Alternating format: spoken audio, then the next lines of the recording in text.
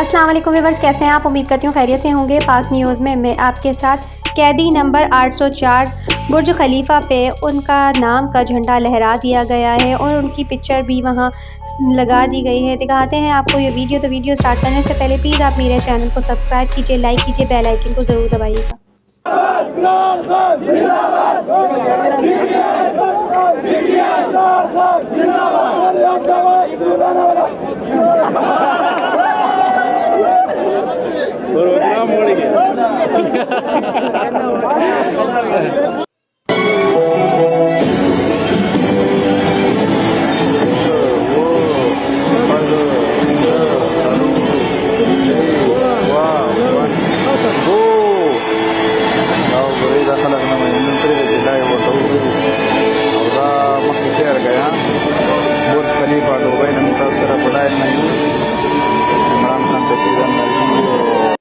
तो देखा नाजरीन, अगर आप खान साहब कैदी नंबर 804 के चाहने वाले हैं तो इस वीडियो को लाइक करें और हमारे चैनल को सब्सक्राइब ज़रूर करें।